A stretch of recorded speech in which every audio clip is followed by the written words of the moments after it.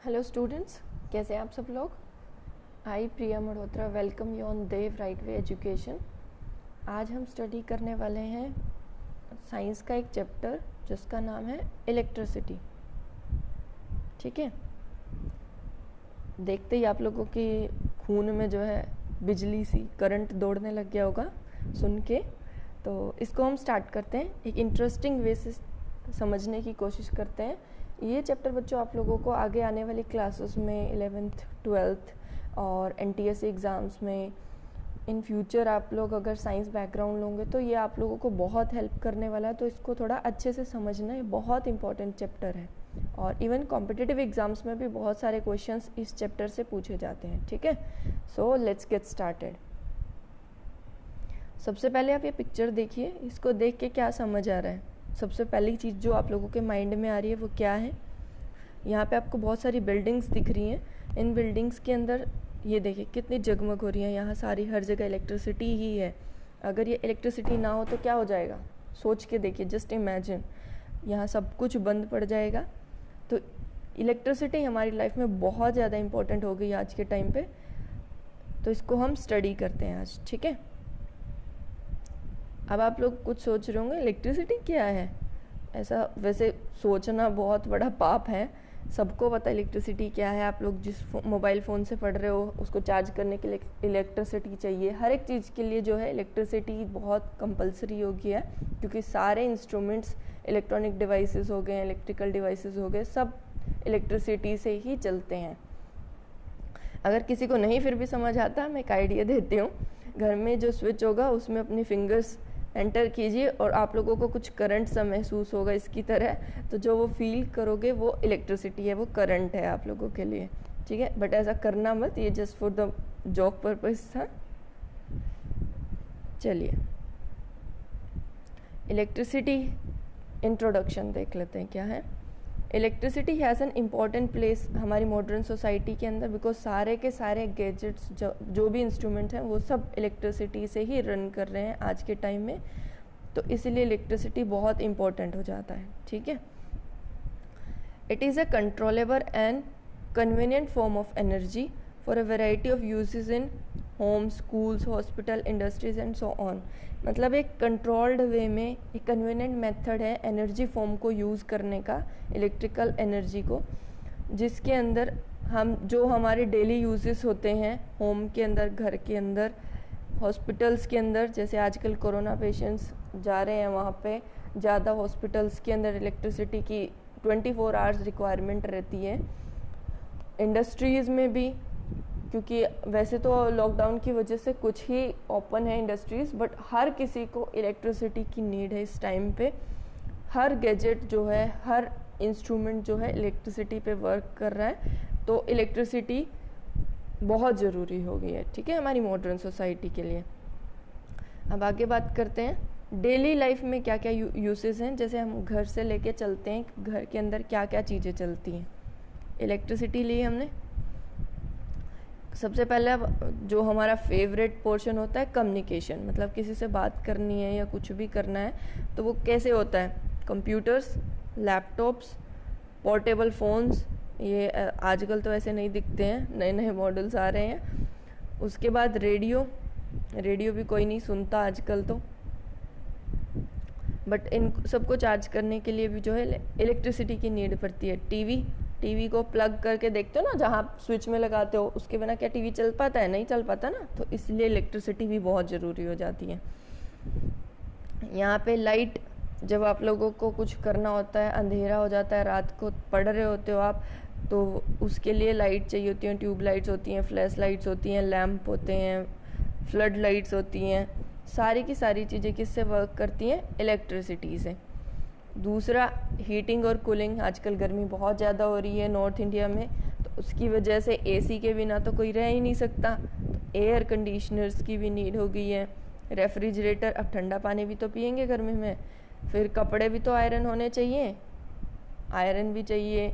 Oven, खाना खाना भी तो है, लॉकडाउन में खाना ही तो खाना है हमने बना बना के, तो उसके लिए भी क्या चाहिए, इलेक्ट्रिसिटी चाहिए। ठीक है, अब मोशन ऑफ पावर, मोटर होगी घर की, पानी की लगा लो, ब्लेंडर हो गया, ड्रिल मशीन होगी, कार के अंदर भी इवन इलेक्ट्रिसिटी चाहिए होती है, उसके लिए क्या होता है, फ्यूल डलता है बच्चों उसके अंदर।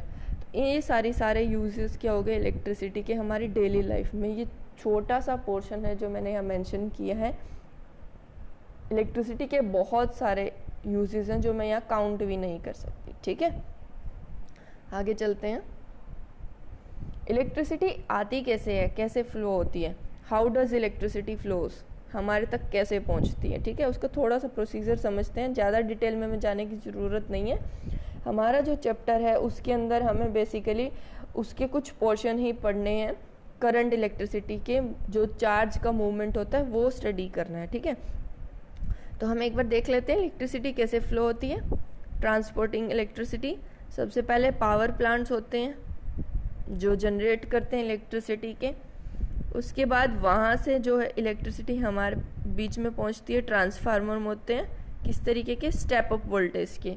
ये आप लोगों को अभी स्टडी नहीं करना है, ये आगे की क्लासेस में आप लोगों को बताया जाएगा कि ट्रांसफार्मर कैसे टाइप के होते हैं, स्टेप अप स्टेप डाउन, और ये कैसे वोल्टेज को इंक्रीज डिक्रीज करते हैं। तो वो सारी चीज़ें आप लोग को नहीं पढ़नी है, बट यहाँ सिर्फ इतना ध्यान रखना है पावर प्लांट से किस में आई, ट्रांसफार्मर में, जो उसको बूस्टअप कर देंगे। उसके बाद ट्रांसमिशन हुआ, लाइन कैरियर्स होती हैं इलेक्ट्रिसिटी की। आप लोगों ने देखा होगा बहुत लंबे लंबे ये वायर्स लगे होते हैं रास्ते में। अगर जाओगे आप कहीं जीटी रोड पे तो आप लोग को दिखेंगे electricity in transmission line carriers के थ्रू होके लॉन्ग डिस्टेंसेस तक कवर होती है, ठीक है। उसके बाद क्या होता है, neighbourhood transformer step down voltage होती हैं। यहाँ पे ट्रांसफार्मर कैसे यूज़ किए थे हमने, स्टेप अप वोल्टेज वाले। यहाँ पे अब इतनी ज़्यादा हाई इंटेंसिटी की इलेक्ट्रिसिटी आएगी तो वो तो वैसे ही जला के राख कर देगी सबको। तो उसके लिए क्या करना है, स्टेप डाउन वोल्टेज यूज़ करना, वोल्टेज के लिए ट्रांसफार्मर यूज़ होंगे स्टेप डाउन वोल्टेज वाले, ठीक है। उसके बाद इसको, इस इलेक्ट्रिसिटी को डिस्ट्रीब्यूट करना स्टार्ट करेंगे हाउस के लिए। तो डिस्ट्रीब्यूशन लाइन होंगी, कैरीज इलेक्ट्रिसिटी टू हाउस, ये लेके जाती है, यहाँ से ये कनेक्शन है देखिए, ये जाता है घर तक। घर में जाने से पहले भी कौन से लगे होते हैं, मीटर्स लगे होते हैं ना, देखे होंगे, पोल होंगे घर के बाहर। तो वो ट्रांसफार्मर और पोल वो क्या करते हैं, स्टेप डाउन वोल्टेज करते हैं घर में जाने से पहले फिर से। तो 2 बार स्टेप डाउन होती है वोल्टेज, तब भी जाके घर में इतनी तेज वोल्टेज आती है 220 वोल्ट की।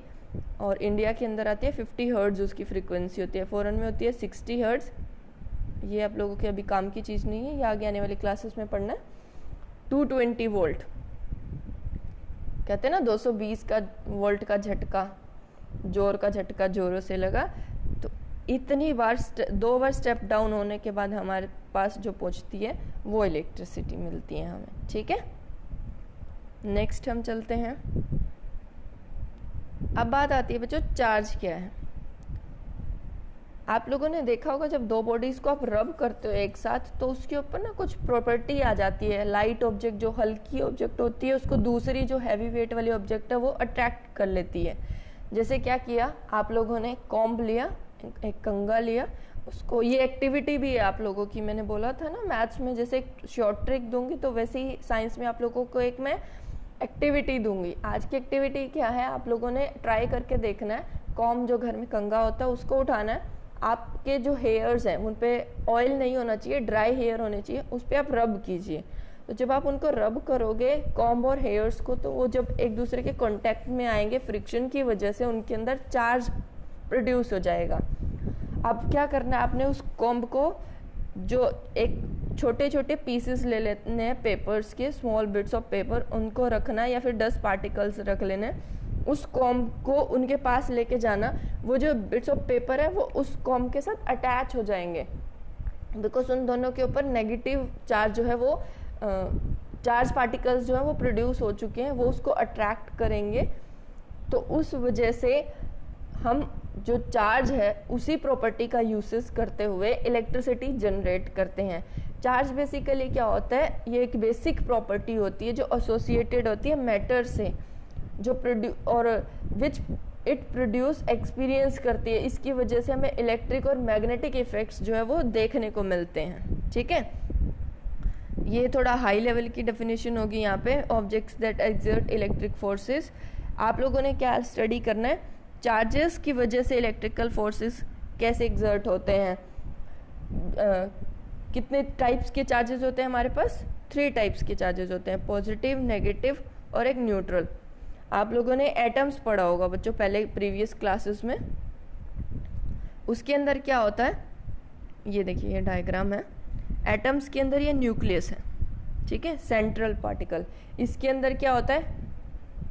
न्यूट्रॉन, ये रहा न्यूट्रॉन और प्रोटॉन। प्रोटॉन क्या होता है? पॉजिटिव चार्ज पार्टिकल्स होते हैं, और इलेक्ट्रॉन्स क्या होते हैं? नेगेटिव चार्ज पार्टिकल्स होते हैं। न्यूक्लियस के अंदर आपके प्रोटॉन और न्यूट्रॉन रहते हैं, ये यहाँ पे, और इलेक्ट्रॉन जो है वो फ्रीली मूव करते रहते हैं बाहर, पार्टिकल्स न्यूक्लियस से थोड़ा दूर। और इसी मूवमेंट की वजह से ये जब इनको थोड़ा सा भी एनर्जी मिल जाती है तो ये बाहर निकलना स्टार्ट कर देते हैं इलेक्ट्रॉन्स। इसी प्रॉपर्टी की वजह से, ये इलेक्ट्रॉन्स मूवमेंट की वजह से ही हमें इलेक्ट्रिसिटी के बारे में पता चलता है, और इलेक्ट्रिसिटी जो है वो जनरेट होती है। अब हम पीछे चलते हैं। चार्जेस की कुछ प्रॉपर्टीज होती हैं, सबने पढ़ी होंगी। पॉजिटिव चार्जेस क्या करेंगे? एक दूसरे को रिपेल करेंगे। मतलब आप अगर 2 पॉजिटिव चार्जेस को एक दूसरे के कांटेक्ट में लेके आओगे तो वो एक दूसरे से दूर भागेंगे, ना कि पास आएंगे, ठीक है। ऐसे ही नेगेटिव चार्जेस रहेंगे, और अगर पॉजिटिव चार्जेस आएंगे अपोजिट, यानी एक पॉजिटिव हो गया एक नेगेटिव हो गया, एक दूसरे को अट्रैक्ट करेंगे। अब अगर इसको थोड़ा डेली लाइफ के हिसाब से समझे, 2 नेगेटिव पीपल्स हैं, जैसे एक खुद को डॉन समझता है, दूसरा खुद को डॉन समझता है, तो क्या कभी वो एक दूसरे के साथ आएंगे? नहीं आएंगे। वो एक दूसरे से रिपेल होते रहेंगे कि मेरा जो साम्राज्य है वो उससे ज़्यादा बड़ा होना चाहिए, तो वो एक दूसरे को रिपेल करेंगे। ये जस्ट फॉर फन पर्पज है, ऐसा कुछ नहीं है। आप लोगों ने चार्ज के केसेस में समझना है कि लाइक चार्जेस जो है एक दूसरे को रिपेल करेंगे, और अपोजिट चार्जेस जो है वो एक दूसरे को अट्रैक्ट करते हैं। कहते हैं ना अपोजिट अट्रैक्ट्स, वही वाली सेम प्रॉपर्टी यहाँ पे यूज़ करनी है, ठीक है बच्चों। इसको है ना आगे वाली क्लास में कंटिन्यू करेंगे, कैसे इलेक्ट्रिसिटी जनरेट होती है और वो सारी चीज़ें। Thank you so much.